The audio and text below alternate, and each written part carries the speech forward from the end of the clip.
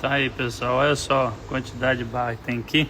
Dificulta bastante o trabalho, tá? Os parafusos tudo camuflado na terra e tal. Mas removemos a capa seca, onde protege a correia aqui.